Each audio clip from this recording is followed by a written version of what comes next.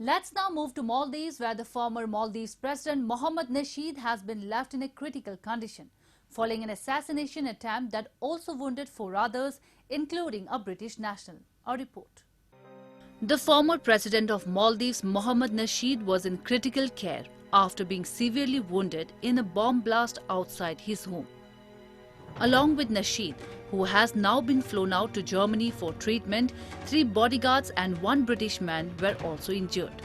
The explosion happened in capital Malé just before a nighttime curfew was due to go into effect as part of measures to contain coronavirus.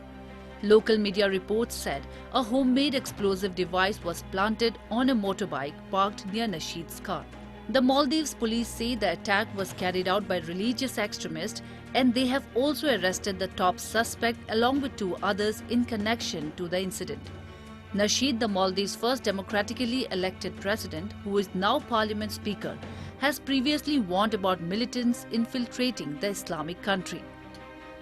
India's External Affairs Minister S.J. Shankar also expressed concern over attack and wished Nasheed a speedy recovery, adding that he knew the former president will never be intimidated. So he is one person who has been talking openly, and he has been very critical of the radicalization and of the extremist group on the island, which have been increasing in time, and they are causing a very major problem. Of course, so far it seems that no group has taken any the responsibility for it. 2 people have been arrested, but the fingers point towards the ISIS or its converted lot. Ever since the 2007 Mali Sultan Park bomb blast that injured 12 people, Maldives has been vulnerable to terrorist elements. The island nation saw many terror incidents in the first half of 2020, from a stabbing in February to a harbour fire in April. Nasheed had also previously received threats from extremist Islamist group who had called him an apostate, as 53-year-old former president has been an outspoken critic of hardline Islamists. Since the late 1970s, Maldives has seen growing trends of religious intolerance. Today, the issue of radicalization and violent extremism has emerged as a potential national security threat. This threat was identified by former President Maumoon Abdul Gayoom way back in the 1990s itself, and since then, some efforts have been made to tackle the issue, albeit none effectively. However, President Ibrahim Mohamed Solih has now given his commitment to find effective solutions to the problem of radicalization and violent extremism within the country. As far as terrorism or extremism is concerned, you'll be surprised that Maldives has the per capita highest number of radicalized people going into different places, whether it's in Syria or in Iraq or other wars. There are largest number of people who have gone from here in a small island to join the ISIS. There are very good support from Salafi jihadist groups, of course, to Al-Qaeda.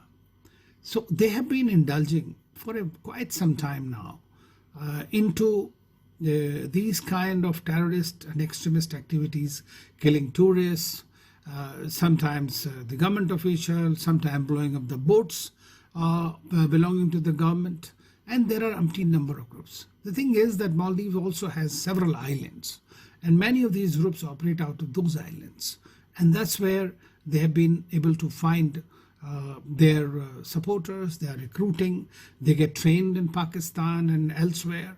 Now many of them have returned after the ISIS, have come back to Maldives, and actually it is said that the Maldives has become a good haven for these kind of terrorists. To counter terrorism, Maldives government passed 2 key laws in 2014: the Prevention of Money Laundering and Terrorism Financing Act and the Prevention of Terrorism Act. The latter led to the National Counter-Terrorism Center in 2016. Yet, as of December 2019, approximately 1,400 religious extremists remain active in the Maldives. A 2018 UN report found that Maldives had sent the highest per capita number of foreign terrorist fighters to Syria and Iraq in prior years, and some of these fighters are now returning to the country. Moreover, for a determined extremist group, the Maldives tourism industry is an easy target, as it is possible to attack or take hostage tourists in a resort or aboard a cruise. If considerable action is not taken to address the conditions contributing to the radicalization of Maldivian citizens, there is a real potential for terrorist violence to worsen as tourists return to the island after the pandemic.